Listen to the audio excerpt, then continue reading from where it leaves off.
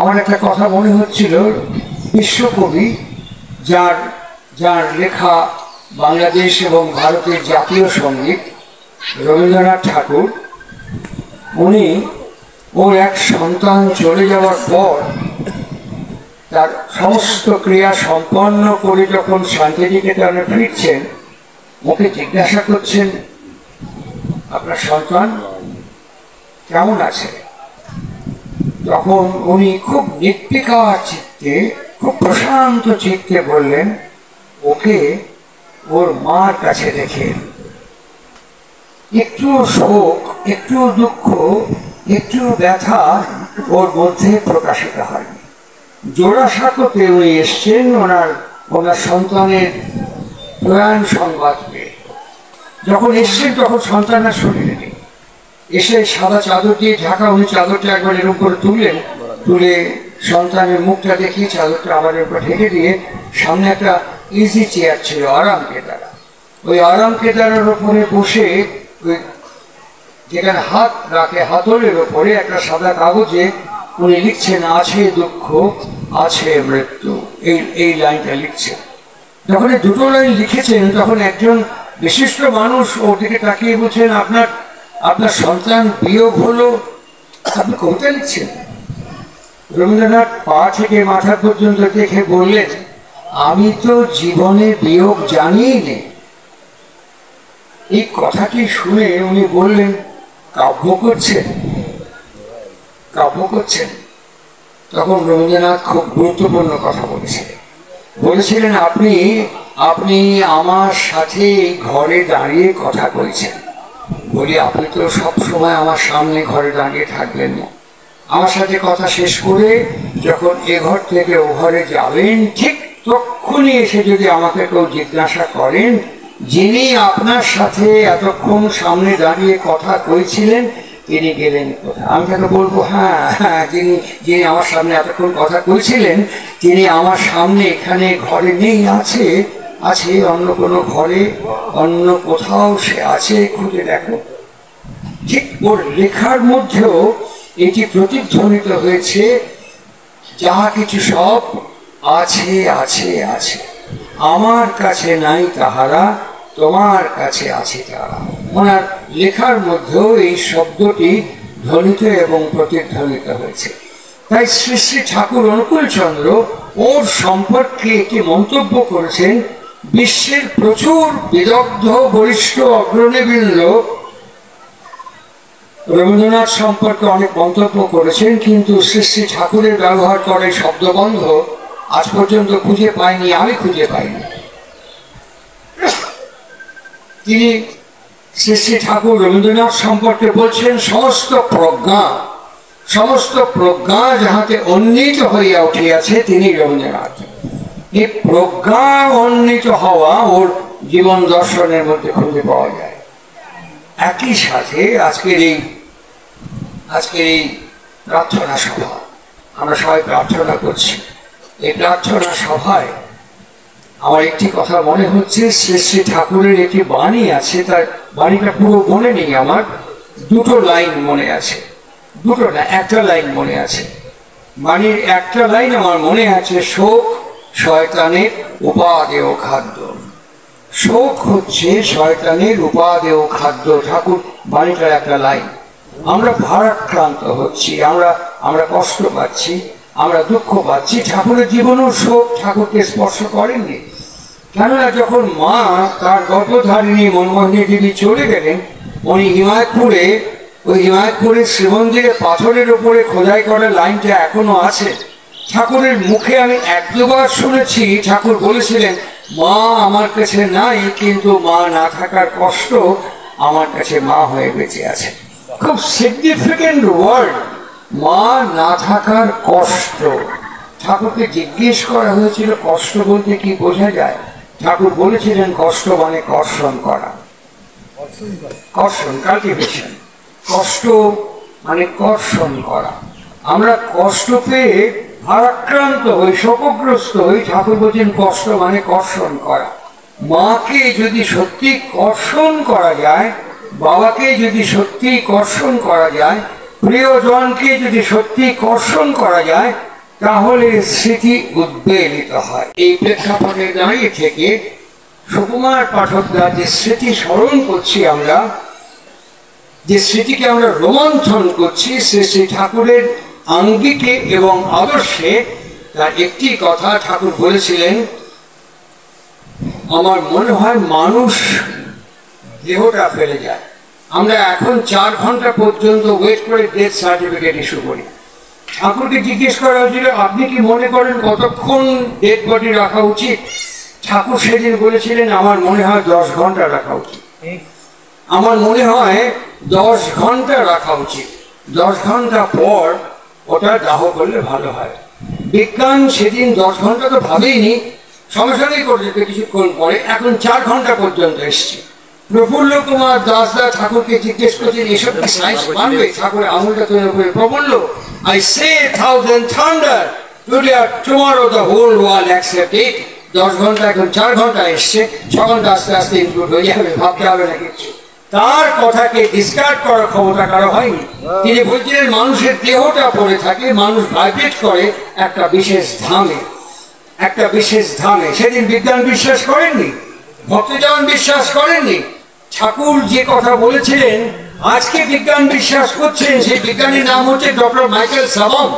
তার বইটার নাম হচ্ছে life after death under medical investigation. Medically proof করার জন্য আমাদের ভারতবর্ষের ব্যাঙ্গালোরের একজন সায়েন্টিস্ট, তার নাম হচ্ছে ডক্টর সর্বান পাচরিসা, কোলাবোরেশনে কাজ করছে। ওরা বলছে হ্যাঁ আমরা তার ভাইব্রেশনের সংবাদ পাচ্ছি, ভাইব্রেট করছে। আরো সময় গেলে এগুলো আমাদের কাছে বিস্তৃত তথ্য আকারে আসবে, নিঃসন্দেহে আসবে। সুতরাং আজকের এই প্রেক্ষাপটে দাঁড়িয়ে ঠাকুরের একটা কথাও মিথ্যে নয়।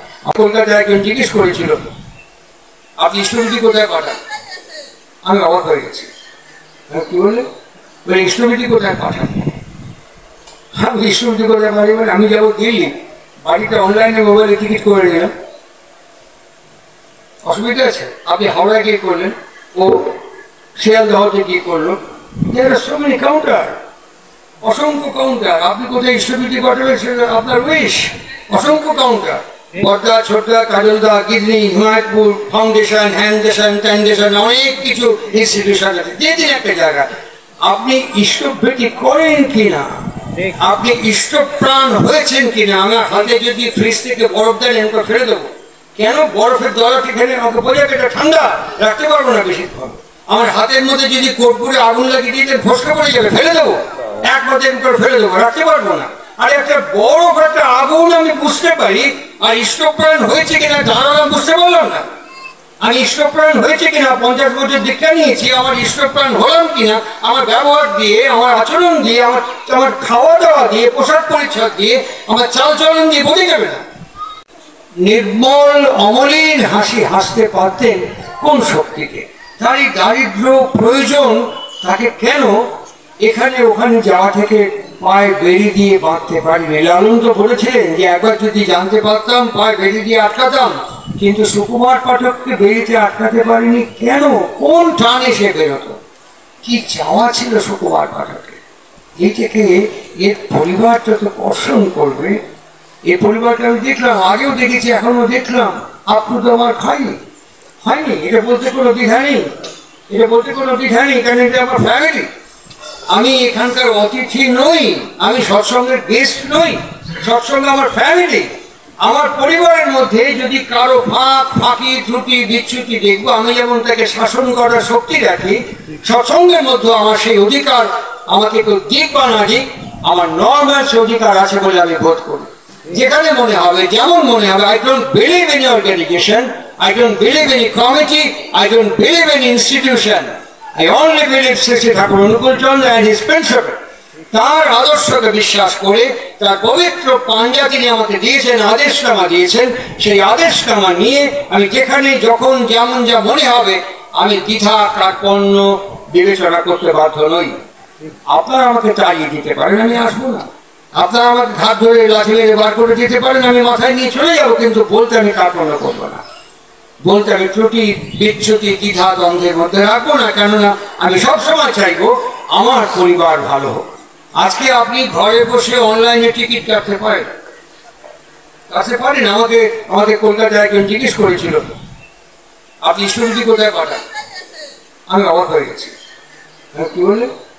ইষ্টমিতি কোথায় পাঠান? আমি ইষ্টমিতি কোথায় পারি মানে আমি যাবো দিল্লি, বাড়িতে অনলাইনে মোবাইলে টিকিট করে নিলাম,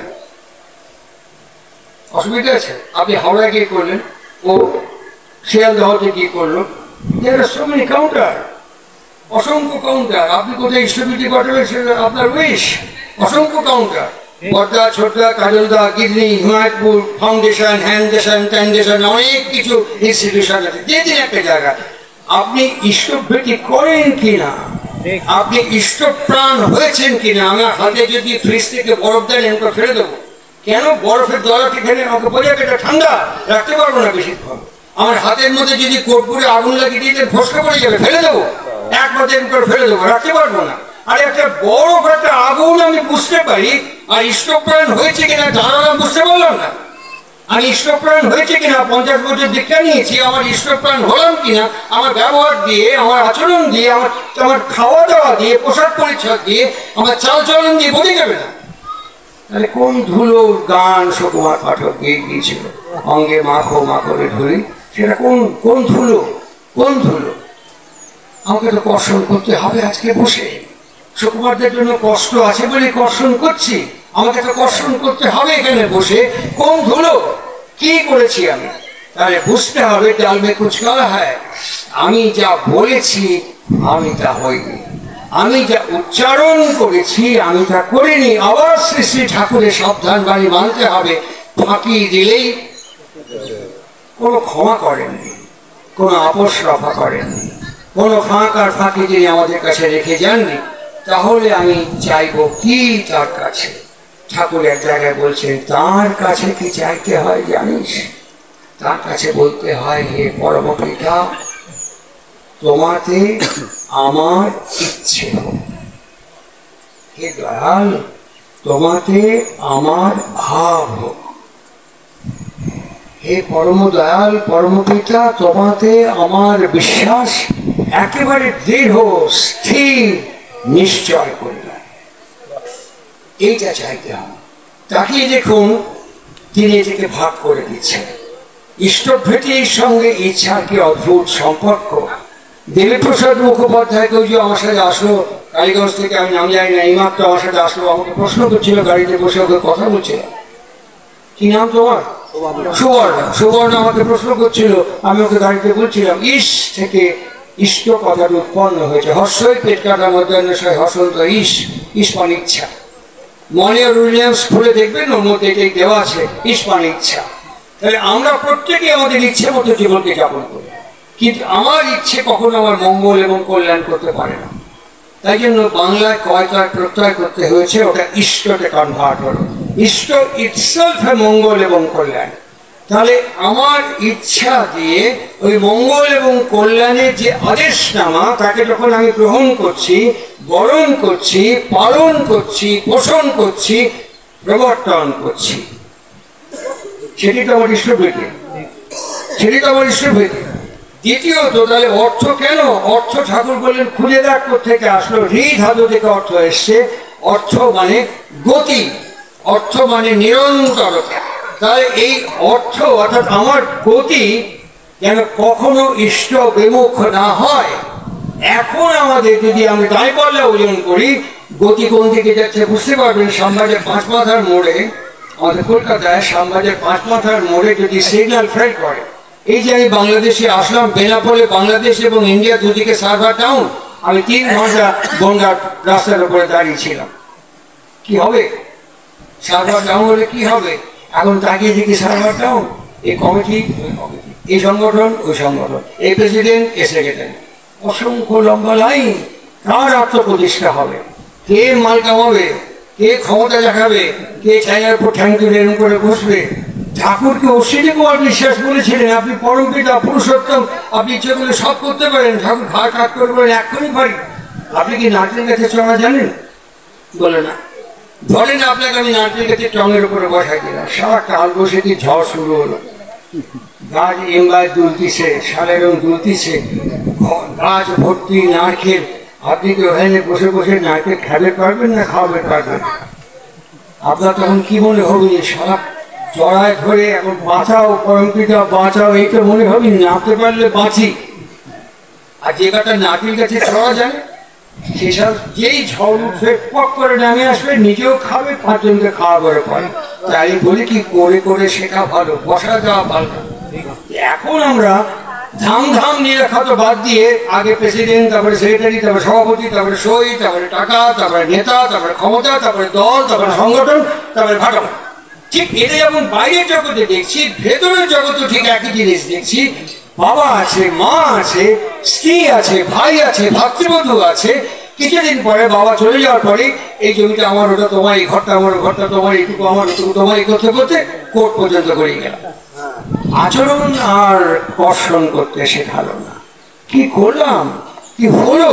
ঠাকুর সেজন্য বলেছিলেন না থাকার বেদনা কষ্ট হয়ে থাকা ভালো। এই কর্ষণ করতে হয়। এই কর্ষণ করতে গেলে পরে আমাকে ধাম অতিক্রম করতে হবে। আমি যদি না পাই, পেদানি দিয়ে প্রকৃতি করিয়ে দেবে।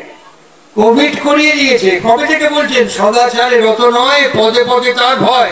কবে থেকে বলেছেন? আমরা মানিনি। এখন সবাই স্যানিটাইজার ব্যবহার করছে, এখানে হাত দিচ্ছে ব্যবহার করছে, এখানে হাত দিচ্ছে ব্যবহার করছে, প্রত্যেকেই মুখে লাগিয়ে দিয়েছে। কবে থেকে বলেছে মুখোমুখি কথা বলা উচিত না, প্রোফাইলে কথা বলো? কবে বলেছেন? অনেকদিন। আমরা মানিনি। এখন এরকম দাদা ভালো আছে, আমার বাড়িতে এখন আসবেন না, 6 ফুট দূরে থাকুন দাদা। সে আপনি রেল স্টেশনে যান, এয়ারপোর্টে নামুন, বাস স্ট্যান্ডে যান, সব দাদা 6 ফুট। কবে থেকে বলেছেন? অনেকদিন বলেছেন। 1 হাত দূরে প্রত্যেকে বসবে, এক পঙ্ক্তিতে আহার করবে না। কবে থেকে বলেছেন? বহুদিন। একটা করে কথা উল্টান, দেখুন তার প্রত্যেকটি কথা প্রকৃতি মা দিয়ে শিখিয়ে দিচ্ছে। Survival of the fittest. যে যোগ্য হবে সে পৃথিবীতে সার্ভাইভ করবে, অযোগ্য মানুষ পৃথিবীতে থাকবে না। পরিষ্কার কথা। কিভাবে থাকবে না? তার কর্মই তাকে থাকতে দেবে, তার সংস্কার তাকে থাকতে দেবে। এই দুর্বল মানুষ ঝগড়া করে, কাপুরুষ লড়াই করে। যাদের পুঁজি কম তারা প্রত্যাশা লোভীর মতন জমিদার বাড়ি ক্যাঙ্গাল ভোজনে পাত পাত হয়ে যায়। আর যারা যোগ্য মানুষ, কৃতি মানুষ, তার দূর থেকে দাঁড়িয়ে এগুলো প্রত্যক্ষ করার ভাবে let them enjoy a little life। এরা এখনো এখানে পৌঁছাতে পারেনি, এদের বহু ধাম বাকি আছে। এই কথাটি শ্রী শ্রী ঠাকুর অনুকূল চন্দ্র বলছেন। জানো, প্রত্যেকের জুরিসডিকশন ভাগ করা আছে, প্রত্যেকের ধাক ভাগ করা আছে। অমিয়বাণীর বই থেকে কোট করে বলছি, প্রত্যেকের জুরিসডিকশন ভাগ করা আছে। তাই যে যেখানে দাঁড়িয়ে ফটফট করছে ফটিকের মতন, তার দিকে তাকিয়ে দেখতে হয়, ওইখান থেকে তাকে সহযোগিতা করতে হয়। বিদ্বেষ যদি আমার আসে কি হবে? তুমি ক্রমে সংকীর্ণ হয়ে পড়বে। যদি আমার কারো প্রতি বিদ্বেষ আসে এই আচরণ দেখে, তাহলে কি হবে? আমি ক্রমেই সংকীর্ণ হয়ে পড়বো। আর সংকীর্ণতাকে উনি পাপ বলে চিহ্নিত করেছেন। এই পাপ থেকেই পতন অনিবার্য। পতন না হলে তো পাপ হয় না। আমাদের রবীন্দ্র খুব ভালো বলতেন, পান খেলে বলতেন এই পাতক, চা খেলে বলতেন এই চাতক। এরকম অদ্ভুত অদ্ভুত শব্দ, অদ্ভুত। একদিন আমরা দুজনে লঞ্চে করে, হ্যাঁ বিড়ি খেলে বিড়াল, একদিনকে ফিরছি, আমি বললাম, রবীন্দ্র আমাকে জিজ্ঞেস করছেন কটা বাজে? আমি বললাম যে 1:40। উনি বললেন কি বললিস? মানে এরকম ছন্দবদ্ধ কথা শ্রী শ্রী ঠাকুর বলেছিলেন। লক্ষ্য করে দেখবি, যারা ছন্দে কথা বলে, যারা অনুপ্রাস অলংকার ব্যবহার করে, ঘরের মধ্যে মাল আছে। এটা ঠাকুরের মুখে আমি শুনেছি। যারা ছন্দবদ্ধ কথা বলে, ছন্দে কথা বলে এবং যারা অনুপ্রাস অলংকার ব্যবহার করে, ঘরের মধ্যে মাল আছে।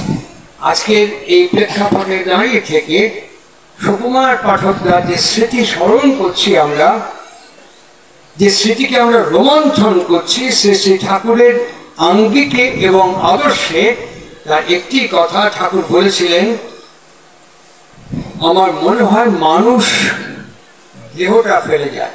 আমরা এখন 4 ঘন্টা পর্যন্ত ওয়েট করে ডেথ সার্টিফিকেট ইস্যু করি। ঠাকুরকে জিজ্ঞেস করা হয়েছিল, আপনি কি মনে করেন কতক্ষণ ডেড বডি রাখা উচিত? ঠাকুর সেদিন বলেছিলেন, আমার মনে হয় 10 ঘন্টা রাখা উচিত। আমার মনে হয় 10 ঘন্টা রাখা উচিত। 10 ঘন্টা পর ওটা দাহ করলে ভালো হয়। বিজ্ঞান সেদিন 10 ঘন্টা তো ভাবেইনি, সঙ্গে সঙ্গেই করে যেতে কিছুক্ষণ পরে এখন 4 ঘন্টা পর্যন্ত এসছে। প্রফুল্ল কুমার দাসদা ঠাকুরকে জিজ্ঞেস করছেন এসব কি সাইন্স মানবে? ঠাকুর আঙুলটা তৈরি করে প্রফুল্ল, I say 1000 thunder today or tomorrow the whole world accept it. 10 ঘন্টা এখন 4 ঘন্টা এসছে, 6 ঘন্টা আস্তে আস্তে ইনক্লুড হয়ে যাবে, ভাবতে হবে না কিছু। তার কথাকে ডিসকার্ড করার ক্ষমতা কারো হয়নি। তিনি বলছিলেন মানুষের দেহটা পড়ে থাকে, মানুষ ভাইব্রেট করে একটা বিশেষ ধামে, একটা বিশেষ ধামে। সেদিন বিজ্ঞান বিশ্বাস করেননি, ভক্তজন বিশ্বাস করেননি। ঠাকুর যে কথা বলেছিলেন আজকে বিজ্ঞান বিশ্বাস করছেন, সেই বিজ্ঞানীর নাম হচ্ছে ডক্টর মাইকেল সাবম। তার বইটার নাম হচ্ছে life after death under medical investigation. Medically কে প্রুফ করার জন্য আমাদের ভারতবর্ষের ব্যাঙ্গালোরের একজন সায়েন্টিস্ট, তার নাম হচ্ছে ডক্টর সর্বান পাচরিসা, কোলাবোরেশনে কাজ করছে। ওরা বলছে হ্যাঁ আমরা তার ভাইব্রেশনের সংবাদ পাচ্ছি, ভাইব্রেট করছে। আরো সময় গেলে এগুলো আমাদের কাছে বিস্তৃত তথ্য আকারে আসবে, নিঃসন্দেহে আসবে। সুতরাং আজকের এই প্রেক্ষাপটে দাঁড়িয়ে ঠাকুরের একটা কথাও মিথ্যে নয়। আমার উপসংহার পর্বে বলছি, একদম উপসংহার পর্বে। স্মৃতি কেমন করে শাসন করে, বাবা কেমন করে আমার ভেতরে বেঁচে থাকে, মা কেমন করে আমার ভেতরে জীবন্ত হয়ে থাকে, কেমন করে থাকে। আমি ঠাকুরকে অনেকদিন দেখেছি। হঠাৎ শরৎচন্দ্র হালদার ঠাকুরের কাছে বসে, পিওর আর্টসের ইংরেজি প্রফেসর, পিওর আর্টসের। ঠাকুর শরৎদাকে বলছেন, শরৎদা গ্লিসারিন এবং নাইট্রিক অ্যাসিড অ্যালয় করলে কি হয়, কমে পড়ে? শরৎদা, আমি তো পিওর আর্টস, আমি সায়েন্সটা ঠিক বলতে পারবো না। বেশ, এক্ষুনি অ্যাপিয়ার করলো ভাবটা, আপনি কমে পারলেন না, কৃষ্ণদাকে ডাকিয়ে নিয়ে আসেন। কৃষ্ণ প্রসন্ন ভট্টাচার্য প্রণাম করে বসার সঙ্গে সঙ্গে বলছে আপনি ডাকিছেন? বলে হ্যাঁ, আমার মনে হলো আমার কাছে অ্যাপিয়ার করলে, এই শব্দটা ব্যবহার করলে, আমার কাছে অ্যাপিয়ার করলো গ্লিসারিন এবং নাইট্রিক অ্যাসিড অ্যালয় করলে কি হয়। কৃষ্ণদা চোখ বড় বড় করে তাকালেন, তাকে হঠাৎ আপনার ভেতরে এটা হলো। সাংঘাতিক এক্সপ্লোশন হয়, ভয়ঙ্কর বিস্ফোরণ হয়, তিনটি তৈরি হয়, ট্রাইনাইট্রোগ্লিসারিন তৈরি হয়, ভয়ঙ্কর বিস্ফোরণ হয়। ঠাকুর চুপ করে গেলেন। কেন এটা জিজ্ঞেস করলেন? ঠাকুর বললেন প্রতিলোম বিয়ে হলে পরে স্পার্ম এবং ওভার মধ্যে ওই রকম বুম পড়ে, জন্মগত বিশ্বাসঘাতক ওখান থেকে তৈরি হয়। এইটা মানুষের কাছে পাওয়ার পয়েন্ট প্রেজেন্টেশন দেওয়া লাগে। এইসব বলতে বলতেই শরৎদাকে জিজ্ঞেস করছে, শরৎদা আপনি কখনো আপনার মার গু দেখেছেন? অনেক লোকের মধ্যে জিজ্ঞেস করছেন। শরৎদা বলবেন না, মার গু আমি দেখিনি। এর মধ্যে আমাদের জয়েন্ট সেক্রেটারি চুনিলাল রায় চৌধুরী এসে প্রণাম করলে, অ্যাকচুয়ালি তুই কি তোর মার গু দেখেছিস? আগে না দেখিনি। ঠাকুর এই সবার দিকে তাকাতে ওপরের দিকে দৃষ্টি জানিয়ে গেল, নিয়ে নিজের হাত দুটো এরকম তুলে বলছেন, এই হাত দিয়ে একা একা বলছেন, শকতক্তি করছেন, সলিলাপি করছেন, করতে বলতে এই হাত দিয়ে আমি আমার মার গু কত পরিষ্কার করেছি। তখন যদি আমার কেউ দাঁড়ায় কত না এই অনুকূল, এছাড়া গুণ আচরা করতে দৃষ্টি খেলে করিস, আমি অনায়াসে জিভ দিয়ে চাটে গিয়ে খাই নিতে পারতাম। মা বাবা চোখটা টাপুর টুপুর হয়ে ভরে গেল, আর আস্তে আস্তে গাল বেয়ে নেমে আসছে। হট করে আমিও সেখানে বসে আছি, হঠাৎ আমার দিকে তাকিয়ে বললেন, তুই কখনো বাপের ধমক খাইছিস? হ্যাঁ। ঘরে সবাইকে জিজ্ঞেস করে, মার হাতে মার খাইছিস? কিছুক্ষণ পরে বললেন, যেসব চাল পাল মায়ের হাতে মার খায় নাই আর বাপের ধমক খায় নাই, ওয়েগরের মতো দুর্ভাগা আমি আর চোখে দেখি না। যারা মায়ের হাতে মার খায় নাই আর বাপের ধমক খায় নাই। কিছুক্ষণ পরে ঠাকুর ওই জ্যোতি আশ্রম বাঁদিকে ওদিকে তাকিয়ে থাকে, এক দৃষ্টে তাকিয়ে থাকার পরে কৃষ্ণ প্রসন্ন জিজ্ঞেস করছেন, ওদিকে দেখা কি দেখতেছিলেন? ঠোঁটটা টিক করে কাঁপছে, দুটো ঠোঁট দুটো কাঁপছে, কাঁপতে বলছে, মা ছিল ওখানে, ছিল আমার দেখে গেছিল। কোনো দিন বলেছেন বাবার উপরে তাকায় আমার দেখতেছিল, হাঁ করে দেখতেছি। আমি এটা দেখেছি, আমি ওর সামনে বসে যেটা বললাম এটা আমার চাক্ষুষ করা চামড়ার চোখে। আমি রাত্রিবেলায় দুর্গাপুর, আসানসোলের আগে দুর্গাপুর, আমি আর শীর্ষেন্দু মুখোপাধ্যায় গেছি রবীন্দ্র ভবনে। রাত্রিবেলায় যখন গাড়ি করে ফিরছি, চাকা পাংচার হয়ে যাচ্ছে, একটার পর একটা চাকা পাংচার হচ্ছে। যেখানে টাটা কোম্পানি সিঙ্গুরে হুগলিতে কারখানা করছিল, সেই জায়গায় এসে গাড়ির লাস্ট চাকাটাও নষ্ট হয়ে গেল। ড্রাইভার স্টিয়ারিংয়ের উপরে হাত দিয়ে বলছে, ঘুমান, কাল সকালে দোকান খুললে তারপরে নিয়ে যাবো। আমি আর শীর্ষেন্দুদা বসে, শীর্ষেন্দুদা আমাকে ধোপা যেমন করে কাপড় কাছে ওরকম করে কাটছে।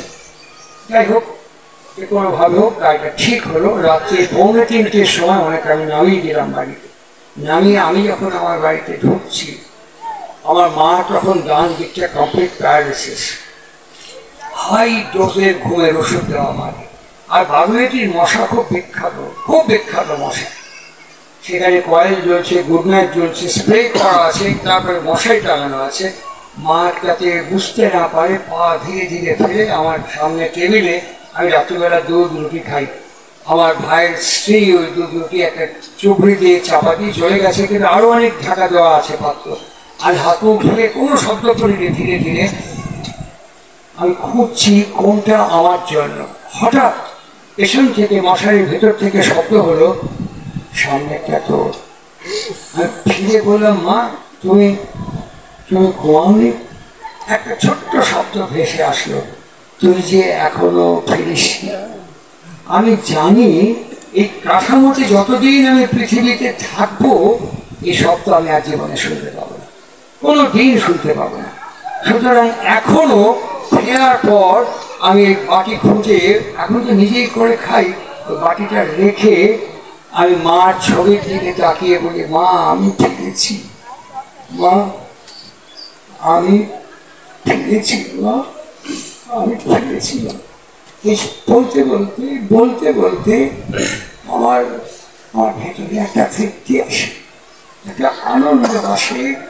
আমি মাকে ফিট করতে পারি, মা আমার কাছে মৃত নয়। রবীন্দ্রনাথ লিখেছিলেন, কাদম্বরী মরিয়া প্রমাণ করিল কাদম্বরী মনে নাই। আমার মা জীবন্ত অবস্থায় যেমন আমার কাছে ছিলেন, এখনো ঠিক তেমন আছে। আমার বাবার কাছে ঘর ভর্তি লোক দিনে রাত্রে বসে থাকতো। আমি বাবার কাছে বসে হাঁ করে বাবার যাজন শুনতাম। একজন ভদ্রলোক দরজার কাছে দাঁড়িয়ে এরকম করে দাঁড়িয়ে আছেন, এরকম করে অনেকক্ষণ, আবার পাটে এরকম করে করছেন, অনেকক্ষণ, আধ ঘন্টার উপরে দাঁড়িয়ে আছেন। আর আমি বাবার সামনেই ওই ভদ্রলোককে দেখছি, আমিও বাবার মুখের দিকে তাকিয়েছি। বাবা হঠাৎ আমার দিকে তাকিয়ে জিজ্ঞেস করতে, এই তুই কি দীক্ষা নিচ্ছিস? আরে তুমি তো দীক্ষা দিয়েছ, তুমি তো আমাকে দীক্ষা দিয়েছ, সস্তা নিয়ে দিয়েছো, তা তোর চরিত্রটা প্রমাণ করতেছে না কেন? এই যে দীক্ষা নিলে কি হয়? আমি শুনেছি দীক্ষা নিলে পরে দুটো জিনিস গ্রো করে, অবজারভেশন অ্যান্ড ফার্দারেন্স। এগুলো তো মুখস্থ করতে, অবজারভেশন অ্যান্ড ফার্দারেন্স। সঙ্গে সঙ্গে বাবা বলে, তোর চরিত্রটা প্রমাণ করতেছে না। এই যে এতক্ষণ দাঁড়া রয়েছে, একবার এই ঠ্যাঙে করে ওই ঠ্যাং করতে যাচ্ছি, খাটাসের মতন বসে বসে আমার মুখের দিকে হাঁ করে টাকা আছিস, ফালতারে উঠে যায় একটা টুল বা বেঞ্চি বা চেয়ার দিয়ে বসে করতে না, তো একদম এখানে বসে। তো চরিত্রিক তো দীক্ষা কথা করছেন, কিংবা দেখে দেখিস নিয়ে একটা টুল, আমি একটা টুল নিয়ে এসে ঠিক যাওয়া আসার পথে এরকম জায়গায় টুলটা বসিয়ে দিলাম। ভদ্রলোক বসলেন, 100 সব চলে গেল, খালি ঘর। বাবা আমার দিকে তাকিয়ে তোর মা কয়েক হাফ কাপ চা দিই। আমি রান্নাঘরে মাকে বললাম, মার জন্য 1 কাপ, বাবার জন্য 1 কাপ, আমার জন্য 1 কাপ নিয়ে ট্রেতে করে আসছি। তো টুলটা দেখেছি, টুলটা সরাই, টুলটা যাওয়া আসার পথে পড়ে আছি। আমি ওখানে ঠিক টুলটার সামনে সোফাতে বসে আছি। মা কি করে আসবে, মা তো সরাতেও পারছেন না। আমি যখন দেখলাম মা টুলটা দেখাচ্ছে, আমি ডান পাটা লম্বা করে দিয়ে টুলটা একটু সরিয়ে দিই। বাবা আমাকে আদা দোড়া দেখলেন, দেখার পরে আমাকে বললেন, তুই কি করলি? আর মা আসছে চা নিয়ে, মা তো হাতে খেয়ে টুলটা সরাতে পারলো না, ঠ্যাং দিয়ে সরা দিলাম। বাবা বলছেন যে আমি যদি চৌকিতে বসে তো ঠ্যাং দিয়ে করে এখানে সরে হলে ভয় তোর কেমন লাগবে? আমি যদি চৌকিতে বসে তো ঠ্যাং দিয়ে করতে এখান থেকে এই মোড়া থেকে ও মোড়ায় ভয়, তোর কেমন লাগবে? আর ভালো লাগবে না। টুলটা কেমন লাগলো? তোর যদি ভালো না লাগে, টুলটা কেমন লাগলো? যে একটা টুলকে মর্যাদা সম্মান দিতে পারে না, সে সারা মানসিক সম্মান দিবি, এই আকাম্বাকতা করবে বিশ্বাস করতেন না। তুমি দিব্য জীবনে ছক্কা মারবে করো, কিন্তু আচরণে ফুটায় তুলতে না পারলে ঝরা পাতা যেমন গাছ থেকে খসে চলে যায়, একদিন প্রকৃতির মাটির উপরে খসে পড়ে থাকবে, একে বলে স্মৃতি কথা, একে বলে স্মৃতি সভা। এই স্মৃতি আমার এই হ্যারিতে এখনো যায়নি। আমি চান করছি শহরে বাতিটা করে পা দিতে যাই, মাঝে মাঝে পা দিয়ে সরাতে গিয়ে বাবা এই সারা করিস কি, আমি ঠ্যাংটা সরিয়ে আবার নিয়ে বাবা আমাকে টুলটা প্রণাম করিয়েছিলেন। আমি যে ভেবেছিলাম টুলটা বাতিটা পা দিয়ে সরাবো, এখনো মনে হয়, আমি তখনই মনে হয় বাবা আমাকে যেন বলছে কিছু করিস কি, হ্যাঁ ঠিকই, আমি টুলটা বাতিটাকে আবার এমন করে প্রণাম করে হাত দিয়ে সরিয়ে। স্মৃতি আমাদের এমন করে শাসন করে, স্মৃতি আমাদেরকে কখনো ছেড়ে যায় না। এই ধামে যে যত প্রতিষ্ঠান করতে পারবে, এই ধামে যে যত বাস করতে পারবে, তার যোগসূত্র হচ্ছে বীজ নাম। বীজ নাম আর এই শ্রীবিগ্রহের রূপ যে যত মনন করতে পারবে। আমি এই কথাটা বলে শেষ করছি, যারা ঠাকুরের আশ্রিত, আমি এটা বলি, আমি শেয়ার করছি, আপনারা একবার বলে দেখবেন কেমন হয়। ইষ্টভূতি হয়ে গেল, পুজো হয়ে গেল, সব হয়ে গেল, হওয়ার পর ঠাকুরের দিকে হাত জোর করে তাকিয়ে যেতে বলি, ঠাকুর ঠাকুর আমি তোমাকে দেখিনি, ঠাকুর আমি কখনো তোমার সামনে গিয়ে বসে, আমি কখনো কোনোদিন তোমার কোনো বই সম্পূর্ণ পড়িও, আমার সময় নেই, আমার সুযোগ নেই, আমার ব্যবস্থা নেই, আমি পড়িও। আমি শুনে শুনে তোমার দীক্ষা গ্রহণ করেছি। এই যে হাতে করে ইষ্টভূতি দিচ্ছি না, এটা টাকা নয় ঠাকুর। আমার আজকের দিন, আমার জীবন, আমার কর্ম শুরু করার আগে আমি তোমাকে এটা দিচ্ছি। Yes, this is my loving offerings to you, please accept it. আমি তোমাকে ভালোবাসি ঠাকুর। তুমি যে ভালোবাসার কথা বলো, ওরকম ভালোবাসতে পারি না। আমার পাত্র ছোট, আমার আধার ছোট। তুমি যে আদর্শ আমার কাছে বলেছো, সেই আদর্শ আমি ইনভাইট করতে পারি না ঠাকুর। আমার জন্মটা সেই শুদ্ধ রূপটা শিখিয়ে দাও ঠাকুর, যেন আমাকে দেখে মানুষ বলতে পারে তুমি আছো, তুমি আছো, তুমি আছো জীবন বন্দী পুরুষ। যে বাসগৃহে, যে উপলক্ষে, যার পদপ্রান্তে আমরা সমবেত হয়েছি, তিনি আমার অগ্রজ প্রতিম, আমার অত্যন্ত শ্রদ্ধেয়, অত্যন্ত বরিষ্ঠ ব্যক্তিত্ব। যতটুকু সঙ্গ এবং সময় ওর সান্নিধ্যে আমি অতিবাহিত করেছি, আমার অগ্রজ, আমার শ্রদ্ধাভাজন ব্যক্তিত্ব সহ প্রতিনিধি সুকুমার পাঠকরা, ওর এই বাসগৃহে ওর একান্ত আন্তরিক অপ্রাণ টানে আমাকে উনি নিয়ে এসেছিলেন। এই উঠোনে আমরা সৎসঙ্গ করেছি, পশুপতিটার বাড়িতে আমরা গেছি, আমি গেছি। আর যেদিন ফেসবুকে ওর ছবিটা দেখলাম, কাত হয়ে শুয়ে আছে, ভগ্ন শরীর, সেদিন আমার একটা কথা মনে হয়েছিল, একটা গান উনি গাইতেন, মাখো মাখরে ধুলি, রোদের ধুলি, এই ধুলি মেখেছিল নন্দের গান। এই গানটা ওর সঙ্গে দেখা হলে আমি বলতাম, সুকুমার এই গানটা একবার শোনান। হাসতেন, স্বল্পভাষী ছিলেন, আর ওই হাসিটা খুব মিষ্টি হাসি ছিল। এত বয়সের পরেও, এত ভগ্ন স্বাস্থ্যের পরেও, জীবনের এত কাঠিন্য, এত এত এত নির্মম সময়কে অতিক্রম করবার পরেও ওর ওই মিষ্টি হাসিটা কখনো মলিন হয়ে যায়।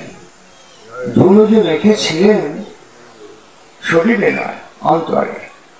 ধুলো যে তার গায়ে লেগেছিল অন্তরে নয়, প্রাণে। সেইটির প্রকাশ তার আচরণমালার মধ্য দিয়ে অনেকটা দীপ্তির মতন বিকশিত বা প্রকাশিত হতো। আজকে আমার সুকুমারদের এই ছবিটার দিকে আমি এখনো তাকাই। শ্রী শ্রী ঠাকুরের ছবি দেখে, তার প্রতিকৃতি দেখে আমি প্রণাম করলাম। আমার একটা কথা মনে হচ্ছিল, বিশ্বকবি, যার লেখা বাংলাদেশ এবং ভারতের জাতীয় সঙ্গীত, রবীন্দ্রনাথ ঠাকুর, ওর এক সন্তান চলে যাওয়ার পর তার সমস্ত ক্রিয়া সম্পন্ন করে যখন শান্তিনিকেতনে ফিরছেন, ওকে জিজ্ঞাসা করছেন, আপনার সন্তান কেমন আছে? তখন উনি খুব নির্বিকার চিত্তে, খুব প্রশান্ত চিত্তে বললেন, ওকে ওর মার কাছে রেখে। একটু শোক, একটু দুঃখ, একটু ব্যথা ওর মধ্যে প্রকাশিত হয়নি। জোড়াসাঁকোতে উনি এসছেন ওনার সন্তানের প্রয়াণ সংবাদ পেয়ে। যখন এসছেন তখন সন্তানের শরীরে নেই। এসে সাদা চাদর দিয়ে ঢাকা, উনি চাদরটা একবার এরকম করে তুললেন, তুলে সন্তানের মুখটা দেখিয়ে চাদরটা আবার এরকম ঢেকে দিয়ে সামনে একটা ইজি চেয়ার ছিল, আরাম কেদারা। ওই আরাম কেদারের ওপরে বসে, ওই যেখানে হাত রাখে হাতলের ওপরে একটা সাদা কাগজে উনি লিখছেন, আছে দুঃখ আছে মৃত্যু, এই লাইনটা লিখছেন। যখন এই দুটো লাইন লিখেছেন তখন একজন বিশিষ্ট মানুষ ওর দিকে তাকিয়ে বলছেন, আপনার সন্তান বিয়োগ হলো, আপনি কবিতা লিখছেন? রবীন্দ্রনাথ পা থেকে মাথা পর্যন্ত দেখে বললেন, আমি তো জীবনে বিয়োগ জানিই নে। এই কথাটি শুনে উনি বললেন, কাব্য করছেন, কাব্য করছেন। তখন রবীন্দ্রনাথ খুব গুরুত্বপূর্ণ কথা বলেছিলেন, আপনি আমার সাথে এই ঘরে দাঁড়িয়ে কথা বলছেন। বলি, আপনি তো সব সময় আমার সামনে ঘরে দাঁড়িয়ে থাকবেন না। আমার সাথে কথা শেষ করে যখন এ ঘর থেকে ও ঘরে যাবেন, ঠিক তক্ষুনি এসে যদি আমাকে কেউ জিজ্ঞাসা করেন, যিনি আপনার সাথে এতক্ষণ সামনে দাঁড়িয়ে কথা কইছিলেন তিনি গেলেন কোথায়? আমি তাকে বলবো, হ্যাঁ হ্যাঁ, যিনি আমার সামনে এতক্ষণ কথা কইছিলেন তিনি আমার সামনে এখানে ঘরে নেই, আছে অন্য কোনো ঘরে, অন্য কোথাও সে আছে, খুঁজে দেখো। ঠিক ওর লেখার মধ্যেও এটি প্রতিধ্বনিত হয়েছে, যাহা কিছু সব আছে আছে আছে, আমার কাছে নাই তাহারা, তোমার কাছে আছে তারা। ওনার লেখার মধ্যেও এই শব্দটি ধ্বনিত এবং প্রতিধ্বনিত হয়েছে। তাই শ্রী শ্রী ঠাকুর অনুকূলচন্দ্র ওর সম্পর্কে একটি মন্তব্য করেছেন, বিশ্বের প্রচুর বিদগ্ধ বরিষ্ঠ অগ্রণীবৃন্দ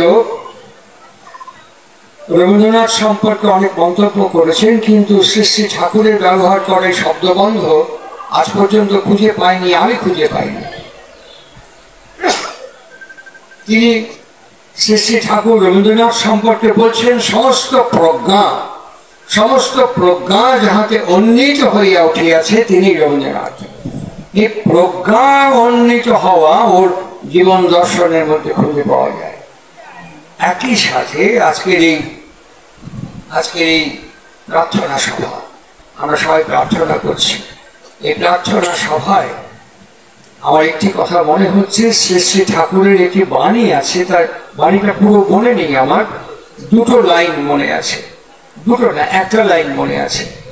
বাণীর একটা লাইন আমার মনে আছে, শোক শয়তানের উপাদেয় খাদ্য। শোক হচ্ছে শয়তানের উপাদেয় খাদ্য, ঠাকুর বাণীটার একটা লাইন। আমরা ভারাক্রান্ত হচ্ছি, আমরা কষ্ট পাচ্ছি, আমরা দুঃখ পাচ্ছি। ঠাকুরের জীবনেও শোক ঠাকুরকে স্পর্শ করেননি। কেননা যখন মা তার গর্ভধারিণী মনমোহিনী দেবী চলে গেলেন, উনি হিমায়তপুরে শ্রীমন্দিরে পাথরের উপরে খোদাই করা লাইনটা এখনো আছে। ঠাকুরের মুখে আমি এক দুবার শুনেছি, ঠাকুর বলেছিলেন, মা আমার কাছে নাই, কিন্তু মা না থাকার কষ্ট আমার কাছে মা হয়ে বেঁচে আছে। খুব সিগনিফিকেন্ট ওয়ার্ড, মা না থাকার কষ্ট।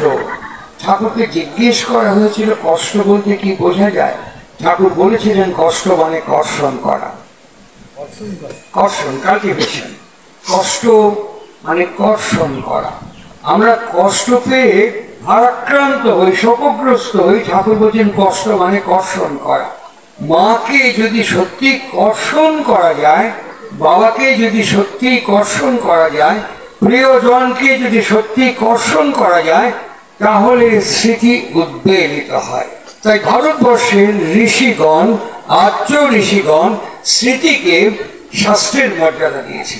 শ্রী শ্রী ঠাকুরের একটি বাণী গ্রন্থ আছে, বইটির নাম হচ্ছে সংজ্ঞা সমীক্ষা। এই বাণী গ্রন্থের মধ্যে তিনি পরিষ্কার বলছেন, মনে রাখা মানেই হলো মস্তিষ্কের কোষ ও মালার মধ্যে যা বিশেষভাবে বিবিধ হয়ে থাকে, আর স্মরণে আসা মানে হলো পরিবেশের ঘাত প্রতিঘাত সংঘাত ও সংঘর্ষের মধ্যে যেটা যেটা একটু একটু করে ভেসে ওঠে।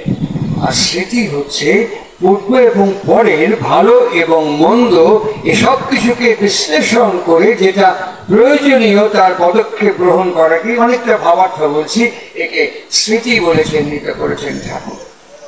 ঋষিগণ স্মৃতিকে শাস্ত্রের মর্যাদা দিয়েছেন। ঠাকুর বলছেন শাস্ত্র মানি তার এবার সরকার দন্তেশ্বর হসন্ত, অর্থাৎ যা আমাদেরকে শাসন করে, যা আমাদেরকে নিয়ন্ত্রণ করে, যা আমাদেরকে অভিগমনে অনুপ্রাণিত উৎসাহিত উদ্বেলিত করে, তাকে শাস্ত্র বলে চিহ্নিত করা হয়েছে। তাই আজকে আমরা এখানে প্রার্থনা করতে এসেছি, শোক সভা করতে আসি। শোক শয়তানের উপাদেয় খাদ্য। কেমন উপাদেয় খাদ্য? ছান্দোগ্য উপনিষদের মধ্যে একটি ছোট্ট অধ্যায়, এই উপনিষদ এবং বেদ। উপনিষদ এবং বেদ আমাদের নানাভাবে বিভিন্ন গুরু এবং শিষ্য, ঋষি এবং ঋষির বিভিন্ন কথোপকথনের মধ্য দিয়ে আমাদের কাছে এক একটা মার্গকে উন্মোচন করেছে, আমাদের কাছে এক একটা দিককে নির্দেশনা দিয়েছে। কি রকম সে দিক? কি বলতে চেয়েছেন উপনিষদ আমাদের কাছে? উপমানে কাছে নিঃসন্ন গবেষণ করো। উপনিষদের ভেতরে আছে রহস্য দ্বৈত। উপনিষদের অনেকগুলো ভাগ, অনেকগুলো খণ্ড, অনেকগুলো দিক, অনেকগুলো ভাগে ভাগ করা হয়েছে। বেদের অনেকগুলো ভাগ, বেদকে দুটো ভাগে ভাগ করা হয়েছে, একটা জ্ঞান কাণ্ড, একটা কর্মকাণ্ড। এই বিষয়গুলো সম্পর্কে আমার পার্সোনালি মনে হয়েছে যে শ্রী শ্রী ঠাকুর অনুকূল চন্দ্র তার যত বাণীমালা প্রদান করেছেন, যত আলোচনা প্রদান করেছেন, সমস্ত আর্য কৃষ্টি নির্ভর বাণী। প্রত্যেকটি বেদ এবং উপনিষদ অনুবাদ বলে আমার মনে হয়েছে। আপনারা একবার তুলনামূলক বিশ্লেষণ করে পাঠ করে দেখবেন, প্রত্যেকটি উপনিষদ এবং বেদ থেকে আমরা যে প্রার্থনা করি, এটিও শুক্ল যজুর্বেদের প্রার্থনা, যিনি সব যাহা কিছু দেবের দিয়ে প্রাপ্ত হইয়া, এটা শুক্ল যজুর্বেদের বঙ্গানুবাদ। আমরা যে প্রার্থনা করি, ঠাকুর যে আর্য সন্ধ্যা দিয়েছেন, হে বিশেষ বিশদ, এটি সামবেদের বঙ্গানুবাদ। আমরা যে অয়নুস্যুত ঠাকুর দিয়েছেন, ওটি অহমর্ষণ মন্ত্রের বঙ্গানুবাদ। ওম সত্যঞ্চা সত্যঞ্চা এই বঙ্গানুবাদ করেছেন। হে সূর্য আমরা যে বলি, যাদের উপনয়ন হয়েছে, যারা প্রত্যেকদিন আহ্নিক সংস্কার উৎপন্ন করেন, সূর্যাশ্চ মনুষ্য মা মানুষ্য, এই সংস্কৃত মন্ত্রের বঙ্গানুবাদ। ঠাকুর প্রত্যেকটি ক্ষেত্রে মনুসংহিতা অষ্টম থেকে একাদশ অধ্যায় পর্যন্ত বিধান বিনায়ক বইয়ের মধ্যে এবং সমাজ সন্দীপনা বইয়ের মধ্যে সব বঙ্গানুবাদ, একটা একটা করে শ্লোককে দেখবেন, বেশিরভাগ বঙ্গানুবাদ। ঠিক ছান্দোগ্য উপনিষদে একটা ছোট্ট খণ্ড মুহূর্ত বলছে, প্রভু নারদকে আচার্য সনত কুমারের কাছে পাঠিয়েছেন। এই শরৎ কুমারের সম্পর্কে গীতা মাহাত্ম্যের মধ্যে পাবেন। আমাকে স্বরূপে কে চেনে কয়েকজনের নাম করেছেন প্রভু, কয়েকজনের নাম করেছেন, তার মধ্যে উনিও আছে। এই যে ওনার নাম আছে, ওনার নামও যে এর মধ্যে আছে, এই তার কাছে যখন দেবশ্রী নারদকে পাঠিয়েছেন, নারদকে দেখে শরৎ কুমার অ্যাস্টনিশ হয়ে গেছে। আরে আরে দেবশ্রী, আপনি আমার কাছে এসেছেন কেন? আপনি তো সব জানেন। আমার একটা খণ্ড স্মৃতি উন্মোচন করছি প্রাসঙ্গিক ভাবে। আমাদের পূজনীয় ঋতিকাচার্য কৃষ্ণ প্রসন্ন শ্রী শ্রী ঠাকুরকে প্রণাম করে বসার সঙ্গে সঙ্গে ঠাকুর বলেন, কৃষ্ণদা, নারদের কথা কিছু কমে পারে, নারদের বিদ্যে কি ছিল? আপনারা একবার খুঁজে দেখবেন, আলোচনা প্রসঙ্গে একটা ফুল পেজ অর্থাৎ উল্টে দেবেন তার হাফ পেজ, কৃষ্ণকে এতখানি বললেন। বলার পরে বললেন, আমি এখন এই ইনস্ট্যান্ট এইটুকু মনে করতে পারছি, আরো আছে। তাহলে বুঝতে অসুবিধা হয় না নারদের বিদ্যা এবং জ্ঞান এবং প্রজ্ঞা কতটা ছিল। এতটার পরেও প্রভু শরৎ কুমারের কাছে নারদকে পাঠাচ্ছেন। যখন বলছেন যে আপনি তো সব জানেন, নারদ হাত জোর করে বলছে, আমি সব জানি, আমি সব জানি। আর আমার কাছে এসছেন কেন? একটা শব্দ উচ্চারণ করে বলছেন, শোকম পারয়তু, আমাকে শোকের থেকে ত্রাণ করো। আর কিছু আমাকে শুধু শোকের থেকে ত্রাণ করো। এবার জিজ্ঞেস করছে, শোক কেন হয় দেবর্ষি? আপনি তো জানেন শোক কেন হয়। হ্যাঁ, কেন? আমি তো দেখিনি, আপনারা দেখেছেন কিনা বলতে পারবেন। পৃথিবীতে চাওয়া নেই এমন কোন মানুষের মুখোমুখি হয়েছেন? হয় আমি হইনি। কোনো চাওয়া নেই এমন কোন মানুষকে আমি এখনো দেখিনি। আবার এমন কোন মানুষকেও দেখিনি যার সব চাওয়া পূর্ণ হয়েছে, এমন মানুষ আমি দেখিনি। সুতরাং এই যেগুলো অপূর্ণ চাওয়া, ওগুলো কি হয়, যেমন আমাদের ভাড়ার ঘর থাকে, স্টোর রুম থাকে, আমরা সেগুলো একটু একটু করে সেখানে গার্বেজ করে দিই, আবর্জনা করি। যারা দেহ তত্ত্ব, শরীর তত্ত্ব, যারা যারা ফিজিওলজিস্ট, তারা আমাদেরকে বলেন আমাদের শরীরের মধ্যেও একটা ওরকম ভাড়া ঘর আছে। আমাদের আমাদের এই শরীর কাঠামো প্রত্যেকের একটা একটা ভাড়া ঘর আছে, যেটা মেডিকেল টার্ম হচ্ছে এরিয়া নাম্বার 19। এরিয়া নাম্বার 19 সেটা মাথার পেছন দিকে মেডুলা অবলাঙ্গাটার কাছাকাছি এরিয়া নাম্বার 19। যেটা আমার পূর্ণ হলো না, চাইলাম পূর্ণ হলো না, ওটা আস্তে আস্তে ওখানে স্টোর হয়ে যায়। ঠিক ওই রকম যখন কোনো ঘাত, প্রতিঘাত, সংঘাত তৈরি হয়, ওইটা আমার ভেসে ওঠে, আমার তখন মনে হয় এটা আমার ইচ্ছে ছিল, পেলাম না, আর এখানে নেই, কি করবো। ধীরে ধীরে এটা দুঃখে কনভার্ট হয়। কখন? ওই চাওয়াটা যেটা পূর্ণ হয়নি, অপূর্ণ চাওয়া, পরিবেশের ঘাত প্রতিঘাতের ভেতর থেকে যখন ভেসে ওঠে, সেইটা ধীরে ধীরে দুঃখে পরিপূর্ণ হয়। দুঃখেও আবার এই ভাড়ার ঘরে গিয়ে জায়গা না। এরকম দুঃখ তো আমাদের পরপর পরপর হয়, একটু একটু করে অনেক দুঃখ জমে। এই দুঃখগুলো একত্রিত হয়ে ওই ভাড়ার ঘরে গিয়ে জন্ম নেয়, স্থান নেয়। এই দুঃখ যখন অপটিমামকে টাচ করে, তখন ওটা শোকে কনভার্ট হয়ে যায়। তাই ঠাকুর বললেন শোক শয়তানের উপাদেয় খাদ্য। একটা লাইনের মধ্যে বললেন, আরেকটি সমস্ত যে উপনিষদের ছোট্ট খণ্ডটি বললাম, সত্যানুসরণে একটা লাইনের মধ্যে ছান্দোগ্য উপনিষদকে ক্যাপসুল করে আমাদের কাছে পৌঁছে দিয়ে বললেন, চাওয়াটা না পাওয়াই দুঃখ। খুব একটা লাইনের মধ্যে বললেন গোটা ছান্দোগ্য উপনিষদকে, চাওয়াটা না পাওয়াই দুঃখ, চেয়েও না, সব অবস্থায় তুমি রাজি থাকো, দুঃখ তোমার কি করবে, তাহলে চাওয়া কি? আবার ওইখানেই বললেন একটা চাইতে গিয়ে 10টা চেয়ে বসো না। একেরই চরম কি তাও তো আমি জানি না, কি চাইবো তার কাছে। আপনি দেখবেন ছেলে মেয়ে বাচ্চা, আমি খুব ভালো করে অবজার্ভ করেছি, বাচ্চারা যখন ট্রেনে, মেলায়, সার্কাসে, মলে যখন গেছে, কোনো নতুন জিনিস দেখে বাবা মার কাছে বায়না করছে, প্রথম কিনে দিল, দ্বিতীয় কিনে দিল, তৃতীয় কিনে দিল, তারপরে যখন আরো বায়না বাড়ছে, ঠাসি এক চট, এক পড়া ধমক অথবা কান্না। একেবারে বেশি আর দেখিনি আমি, এরমই হয়। ঠাকুরের একটা ছোট্ট, আমি জানি না বাণীটা এখনো প্রিন্ট আছে কিনা, ঠাকুর আমাদেরকে আরাম করছেন, কেশব কেশব ডাকছ কত, চাইছ সব হিসাব মতো।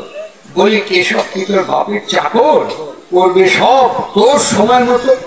এই বাণীটা প্রিন্ট আছে কিনা বলতে পারবো না, কিন্তু আমি শুনেছি। এই যে আছে, আমার সময় মতো তিনি করবেন, আমার চাওয়ার লম্বা ফর্দ কতখানি, কি চাইবো আমি তার কাছে, আমি সেটা জানি না। কেন জানি না? এটা আমার অজ্ঞতা। কেন অজ্ঞতা? অজ্ঞতার পেছনে আছে উপেক্ষা এবং অবজ্ঞা। ঠাকুরকে জিজ্ঞাসা করা হচ্ছে মানুষের ইগনোরেন্সে কি করে আসে ঠাকুর? শ্রী ঠাকুর বলছেন ক্রমাগত ইগনোর করতে করতে ওটা ইগনোরেন্সে কনভার্ট হয়ে যায়। যেমন দুঃখ শোকে কনভার্ট হয়, চাওয়া দুঃখে কনভার্ট হয়, ঠিক ক্রমাগত ইগনোর করতে করতে এটা একদিন ইগনোরেন্সে কনভার্ট হয়ে যায়। তাই আমাদের দেহ যখন চলে যায় আমরা শোকগ্রস্ত হয়ে যাই। আমাদের দেহ যখন চলে যায় আমাদের আমাদের ভেতরে ভারাক্রান্ত ভাব আমাদেরকে আবরিত করে নেয়। অথচ এই আমি প্রত্যেক দিন দুবেলা এখানে বসে বসে প্রেয়ার করছি এই বিগ্রহের সামনে। কি বলছি আমি? ধামো ধামো নিরাখাতে চাই। আমাদের শ্রদ্ধেয় ব্যক্তিত্ব শীর্ষেন্দ্র মুখোপাধ্যায়, তিনি একদিন আমাকে বলছেন, প্রলয় দেওঘরে আমি আর কল্যাণ গেছি, আমরা দুজনে দেওঘরে গেছি, হঠাৎ কি সুশীল বসুন বসে আছে, আমি আর কল্যাণ গিয়ে বললাম সুশীলদা জয়গুরু। উনি বললেন জয়গুরু। রামকৃষ্ণ দেবের তো একটা বিবেকানন্দ ছিল, ঠাকুর এত বড় সঙ্গ তৈরি করলেন, একটা বিবেকানন্দ করতে পারেন না। তখন সুশীল বসু আমাকে বলেছিলেন ঠাকুরের অনেক বিবেকানন্দ আছে। তখন আমি বলেছিলাম অনেকের দরকার নেই, আপনি একটা ঠিকানা আমাকে দিন, একটা, অনেক দরকার নেই, একটা ঠিকানা নেই। উনি বলেন বিকালে বলবো। বিকালে আবার পেছনে লেগেছি, একটা ঠিকানা দিন, রাত্রে বলবো, রাত্রে গিয়ে পেছনে লেগেছি, একটা ঠিকানা দিন, একটা নাম আর ঠিকানা দিন, অনেক চাই না, একটা দিন।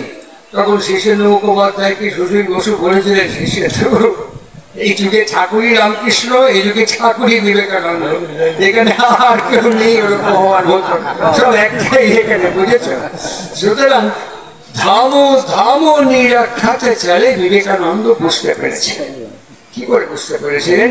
ওরই এক ভক্ত শিষ্য, তার নাম হচ্ছে আলাসেনা পেরুমল। এই আলাসেনা পেরুমলের সঙ্গে উনি মাদ্রাজ গেছেন।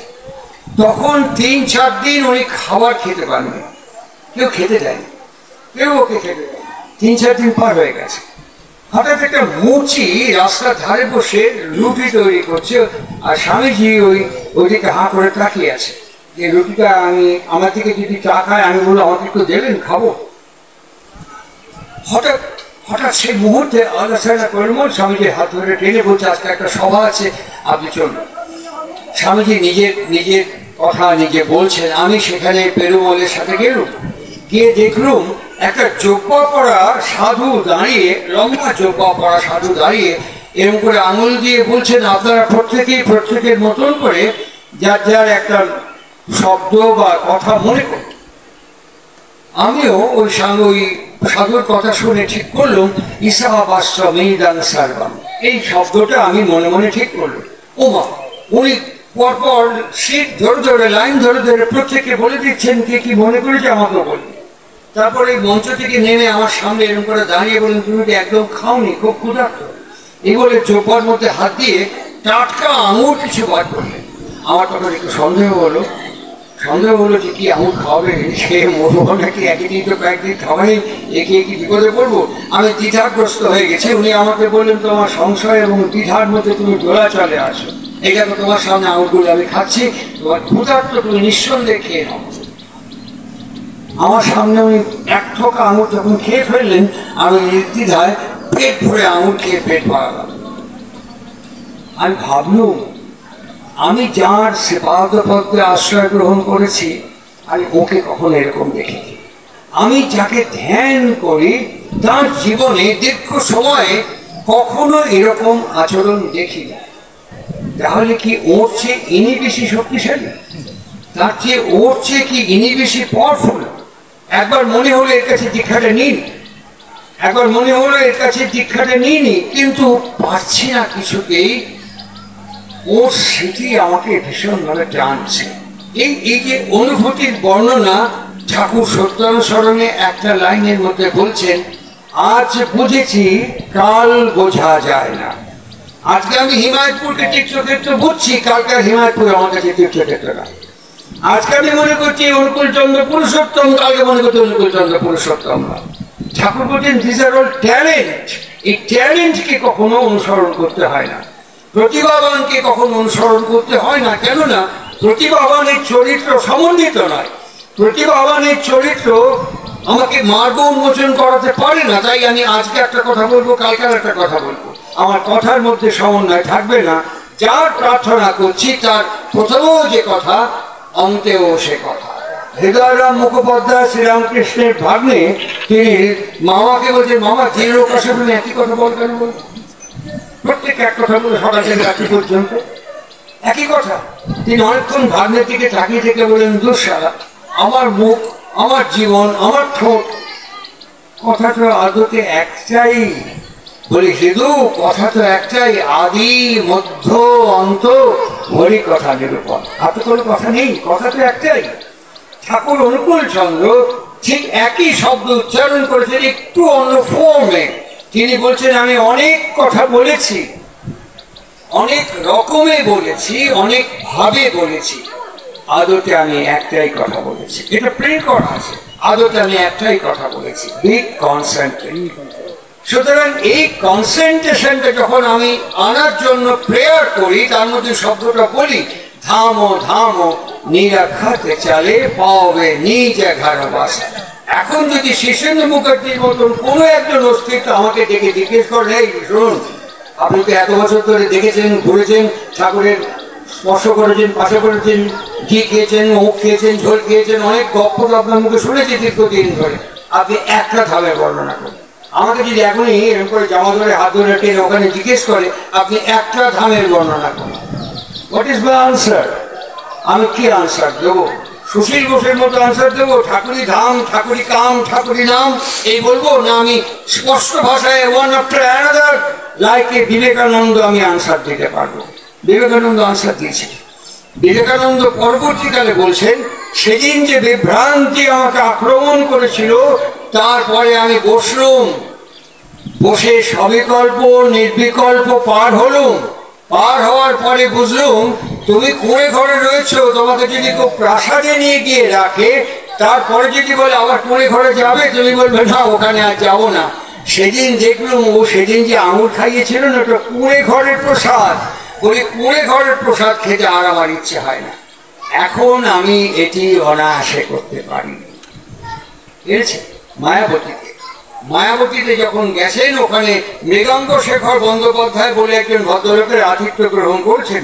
ওপরতলা রেখেছেন ব্রিটিশ কর্মচারী, তিনি খুব উচ্চপদস্থ ব্রিটিশ কর্মচারী। স্বামীজির আচরণ ব্যবহার উপস্থিতিতে ওরা খুব খুব খুব এনকারেজড হয়েছে, এনরিচড হয়েছে। স্বামী স্ত্রী একতলায়, মানে ওপরে উনি একতলায় গল্প করছেন, অসাধারণ মানুষ, খুব ভালো লাগলো দেখে। আমি ভাবছি কি আমরা দুজনে দীক্ষা নিয়ে নেবো। এবার ওই কর্তা বলছে না না না আমি সব মানতে পারবো না, আমি বিভিন্ন জায়গায় যেতে হয়, সাহায্যের সঙ্গে মিশতে হয়, এত দীক্ষা নিয়ম আমি মানতে পারবো না। এই দুজনে তর্ক বিতর্ক হচ্ছে, তারপরে বেশ স্বামীজির কাছে যাই, উনি কি বলে শুনি। আর ঠিক বর্ণনাটা বলছি, যা পড়েছি তাই বলছি। ওইদিকে মুখ করে খাটের পালঙ্কের উপরে কোনোর উপরে ভর দিয়ে উনি ব্রিটানিয়া এনসাইক্লোপিডিয়া পড়ছেন। এর আগে ওইখানে লাইব্রেরিতে উনি একটা করে ভলিউম পড়ছেন, আর মৃগাঙ্ক বাবুকে হচ্ছে আরেকটা নিয়ে আসেন। এবার লাইব্রেরিয়ান বলছে যে কি একেবারে বিষয়, একটা মানুষ একটা ব্রিটানিয়া এনসাইক্লোপিডিয়া এক একটা ভলিউম কয়েক বছরে শেষ করতে পারেন, আপনি কি ফাজলামি করছেন? কে এসছে আপনার বাড়িতে? মৃগাঙ্ক বাবু এসে স্বামীজিকে বলছে লাইব্রেরিয়ান এ কথা বললো, আপনার সম্পর্কে কথা বললো, ওই লাইব্রেরিয়ানকে ডেকে নিয়ে এসো। লাইব্রেরিয়ান যখন এসে তখন বলছে আপনার ওখানে যতগুলো ভলিউম আছে আপনি যে কোনো পাতা থেকে যে কোনো প্যারা থেকে আমাকে কোশ্চেন করতে পারেন। এবং লাইব্রেরিয়ান ওকে যখন প্রশ্ন করছে উনি অবিকৃত উত্তর দিচ্ছেন। লাইব্রেরিয়ান হাত জোর করে দীক্ষা নিয়ে প্রণাম করে চলে গেলেন। চলে যাওয়ার পর বলছেন এটা ফটোজেনিক ব্রেন ছাড়া সম্ভবপর নয়। ঠিক এই মৃগাঙ্ক বাবু আর তার স্ত্রী যখন দোতলায় গেছেন হঠাৎ তিনি পাশ ফেললেন। পাশ ফিরে ওদিকে তাকিয়ে বললেন কি ঠিক হলো? দুজনই হাঁ করে তাকিয়ে, আগে কি ঠিক হলো? কি ঠিক হলো মানে না আপনার নিচে কথা বলছিলেন, দীক্ষা নেবেন কি নেবেন, নেবেন না কি নেবেন, এই যে ঠিক করছিলেন, এখন কি ঠিক হলো? আর শব্দ হারিয়ে গেল। হাত জোর করে বললেন আপনি যা বিবেচনা করবেন তাই হবে। দীক্ষা দিয়ে দিলেন। দীক্ষা দিয়ে বললেন মৃগাঙ্ক তোমার সঙ্গে আমার এই জীবনে আর দেখা হবে না, যা বলে গেলুম তা নিষ্ঠার সাথে অক্ষরে অক্ষরে পালন করো। তবে হ্যাঁ, যখনই সংকটে পড়বে, আমার গুরু আমাকে বলেছিলেন যেমন আমাকে ডাকিস লড়ে, আমিও তোমাকে বলছি আমাকে একবার দেখো, তুমি সমাধান পাবে। এই যে ধামের বর্ণনা করছেন, আমরা যে রোজ বলি এটি কি আমার ভেতরে কাজ করে না আমি আবৃত্তি করি? যদি ধামের বর্ণনা যখন আমি বলি ধাম ও ধাম ও নিরাখাতে চলে, তখন আমাকে সাধারণ ভজনে ভাবতে হয় ঠাকুর সন্ত মত থেকে একটা জিনিস গ্রহণ করেছেন। সমস্ত বৈদিক মতকে আশ্রয় করে সন্ত মত থেকে একটা জিনিস গ্রহণ করেছেন, সেটা হচ্ছে লিবিডো, সুরত। পাওয়ে সুরত শব্দ করত বিলাস, এই একটা জিনিস তিনি গ্রহণ করেছেন, সেটাকে বলে সুরত, লিবিডো। এই লিবিডো যে তিনি গ্রহণ করেছেন সেটা আমার জীবনে, প্রত্যেক দিনের জীবনে আমি যদি অ্যাক্টিভেট করি, প্র্যাকটিস করি, রুটিন প্র্যাকটিস করি, আমার লিবিডো একটুখানি উঠবে, আমি একটা দুটো ধামের সাক্ষাৎ পাবো। আর ধামের সাক্ষাৎ পেলে তখন রবীন্দ্রনাথের মতন বুঝতে পারবো যাহা কিছু সব আছে আছে আছে। যারা বিজ্ঞান পড়েন, যারা ফিজিক্স পড়েন, ওরা অনায়াসে বলতে পারেন আমি এক বাটি জল সবাইকে দেখাবো, এটা কি বলতে জল, এই জলটা ডিপ ফ্রিজে 5 ঘন্টা রেখে দেবো। যখন ডিপ ফ্রিজ থেকে বাটিটা বার করবো আমরা কেউ ওকে জল বলবো না, আমরা সবাই বলবো ওটা বরফ, আইস হয়ে গেছে। ওইটা যখন ওভেনের ওপরে 5 ঘন্টা রেখে দেবো, একদম কমপ্লিটলি জল ইভাপোরেট করে গেছে, কিছু নেই, ফাঁকা। যে কোনো বিজ্ঞানী যারা ফিজিক্স পড়াশোনা করছেন ওদের যদি বলি সব শেষ, ও না, শেষ হলো কি, আবার H2O-তে মিলে গেছে, ওটা শেষ হবে। আবার হাইড্রোজেন এবং অক্সিজেনে মিলে গেছে, কিছু শেষ হয়নি। রবীন্দ্রনাথ এতটা ল্যাবরেটরিতে কাজ করেনি, উনি খালি অনুভূতি দিয়ে বলেছিলেন যাহা কিছু সব আছে আছে আছে। ঠাকুর ওকে আরেকটু ইলাস্ট্রেট করে বললেন, মা আমার কষ্ট হয়ে বেঁচে আছে। আমরা এখানে উচ্চারণ করছি সুকুমার পাঠকদা আমাদের কাছে কষ্ট হয়ে বেঁচে আছে। সেটা কি? কাল্টিভেট করতে হবে, কর্ষণ করতে হবে। কর্ষণ করতে করতে আমরা অনুভব করতে পারবো তিনি কেমন ভাবে বেঁচে আছেন, কিভাবে বেঁচে আছেন। তার যে খুব সাবলীল সংসার ছিল তা নয়, তার যে খুব উজ্জ্বল সংসার ছিল আমি যতটুকু প্রত্যক্ষ করেছি সেটা ঠিক নয়। তার দায়িত্ব ছিল, অনটন ছিল, কাঠিন্য ছিল, প্রতিকূলতা ছিল। শুধু জিজ্ঞাসা হচ্ছে এইটাই, এই সব কিছু নিয়ে মানুষটা অত নির্মল হাসি হেসে মাখো মাখরে ধুলি এই গানটা গাইতেন কোন আনন্দে। যে কোনো লোকের সঙ্গে দেখা হলে পরে তিনি কোন শক্তিতে তিনি ওরকম একটা মলিন নির্মল অমলিন হাসি হাসতে পারতেন, কোন শক্তিতে? তার এই দারিদ্র প্রয়োজন তাকে কেন এখানে ওখানে যাওয়া থেকে পায়ে বেড়ি দিয়ে বাঁধতে পারিনি। লালন তো বলেছিলেন যে একবার যদি জানতে পারতাম পায়ে বেড়ি দিয়ে আটকাতাম, কিন্তু সুকুমার পাঠককে বেড়িতে আটকাতে পারিনি কেন? কোন টানে সে বেরোতো? কি চাওয়া ছিল সুকুমার পাঠকের? এইটাকে এর পরিবার যত কর্ষণ করবে, এই পরিবারটা আমি দেখলাম, আগেও দেখেছি, এখনো দেখলাম, আপনি তো আমার হয়নি, এটা বলতে কোনো দ্বিধা নেই, এটা বলতে কোনো দ্বিধা নেই, কারণ এটা আমার ফ্যামিলি। আমি এখানকার অতিথি নই, আমি সৎসঙ্গের গেস্ট নই, সৎসঙ্গ আমার ফ্যামিলি। আমার পরিবারের মধ্যে যদি কারো ফাঁকি ত্রুটি বিচ্যুতি দেখবো, আমি যেমন তাকে শাসন করার শক্তি রাখি, সৎসঙ্গের মধ্যে আমার সেই অধিকার, আমাকে কেউ দিক বা না দিক, আমার নর্মাল সে অধিকার আছে বলে আমি বোধ করি।